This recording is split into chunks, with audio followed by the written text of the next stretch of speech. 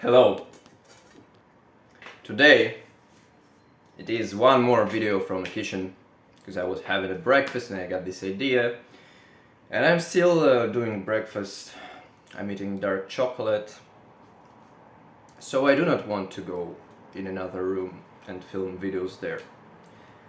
Yep, let's talk today about video games. This is a spicy topic. If you're into self-improvement, okay? But if you happen to play video games, if you have addiction, or if you don't have addiction, or you just enjoy playing video games, you're a teenager, you have nothing to do, and you play video games all the time, I will tell you how you can how you can get some value from this experience, at least, so that in the end of the day, even though you lost a lot of time, you just have something in return.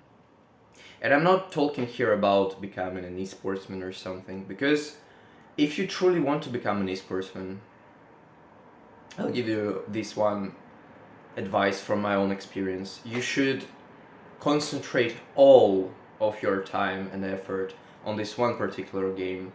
You should play it all the time, like, I don't know, it should be your full-time job, guys. You should do nothing else except for this. But in general, if you're a teenager, you do not play only one game, you play a lot of games. And sometimes you're like, oh, I'm gonna become an esportsman. You're not.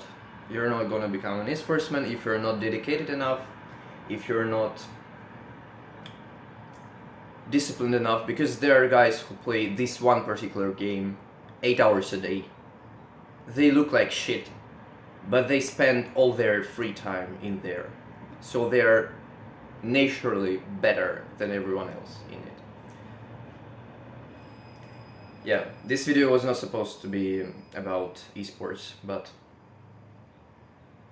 yeah, so if you play video games, do not play video games like Dota, like Counter-Strike, like any of these video games, like World of Warcraft, World of Warcraft is actually okay, and I will explain you why later. But in general, you want to play video games. You don't, but if you happen to, you should probably focus on video games which can give you a real life knowledge. What I mean by that is some information, some skills which will enhance your personality in the real life. For example, here I have a list of 4 video games, and I will start from Crusader Kings 2 and Europa Universalis 4. They're pretty much about the same thing. It is essentially a historical politics simulator. So while playing this video game, you may, first of all, you will learn geography, because everything is happening on the real life landscape. You're playing like on the globe, basically. You have your country on the globe, you have other countries, and fun story.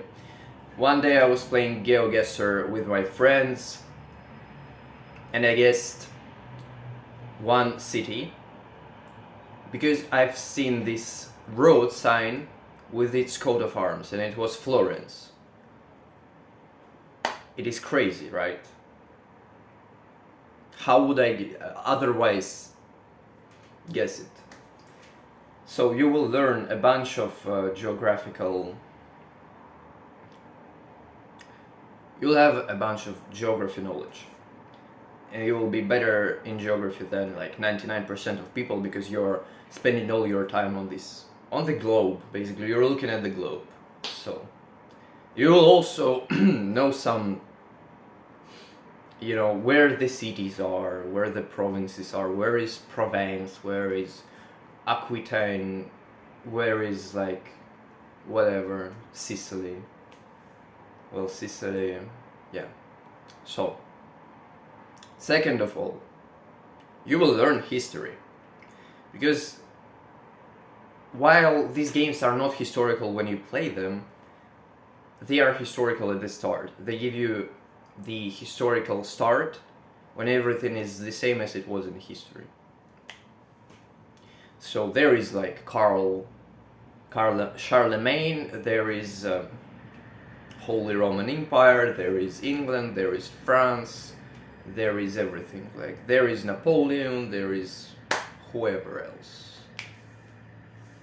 So it will give you geographical knowledge, it will give you historical knowledge, and also it will give you knowledge of politics, and you will be able to speak to, you know, you will know a lot, you will know and understand a lot more about politics than average people out there, because these games are basically the simulators of the politics. And politics, they do not change at all. They have the same principles over thousands of years. So yeah, you will understand the processes which are happening all over the world. Not you know, on the top level, but at least you'll have like basic understanding of it. So second game is Kingdom Come Deliverance. Kingdom Come Deliverance is a very historically accurate first-person RPG. When you play this guy from medieval Bohemia, Henry or whatever, he's called differently in Czech language. Indrzich, he's called in Russian. Whatever. Indrzich and Henry sounds very distant from each other, but who cares? So you basically play this, guys. You just immerse yourself in this historical environment, and there are a lot of things which you can learn from it. There are even books in Latin within the game which you can read if you know Latin. That is it. You will learn a lot of fun facts about Bohemia and stuff, because they will give you the opportunity to read about different stuff, historical stuff in the game. Yeah. For example, I know a fun fact that nobles in this time, they were executed by decapitating, by basically they were beheaded, because it is the fastest and the easiest death. But peasants or someone, they were executed differently. They were tortured, sometimes they were hanged and stuff, because it's much more painful, it's much more, yeah, painful. And you will have tons of knowledge, like little, you know, fun facts like this.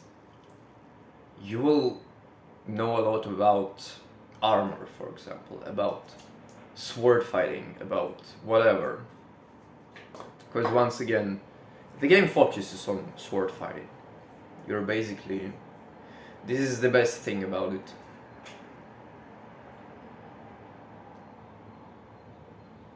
Very historically accurate game, and it's very fun to play.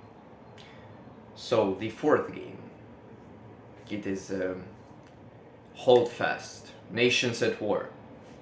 Why did I choose this one game? It is the multiplayer shooter of Napoleonic Wars.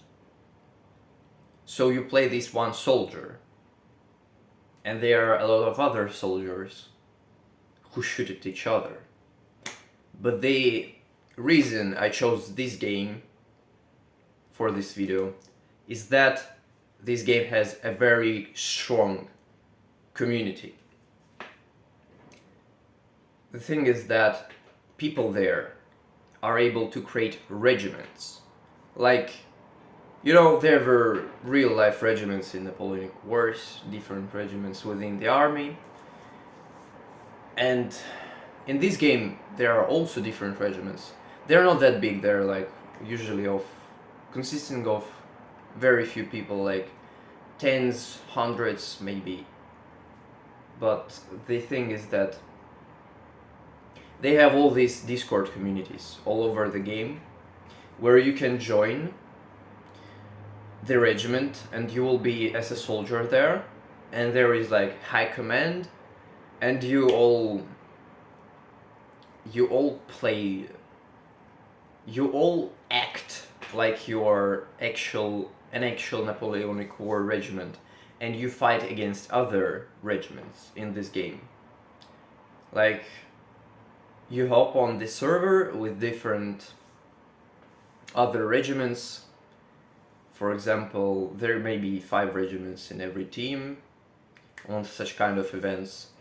And there is cavalry, there is infantry, and you all play against each other. Not against each other, but there are 5 regiments in one team and 5 in another.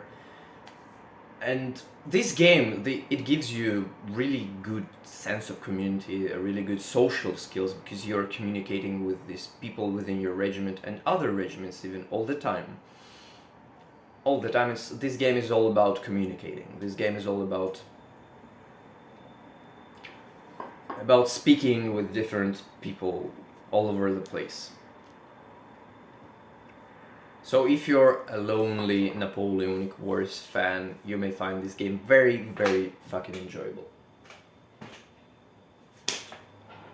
Yep.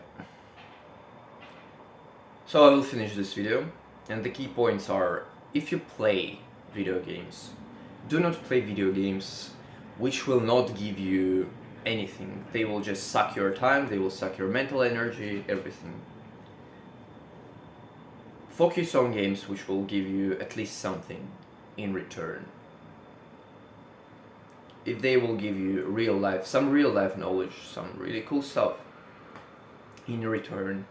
Although it is still better to not play anything.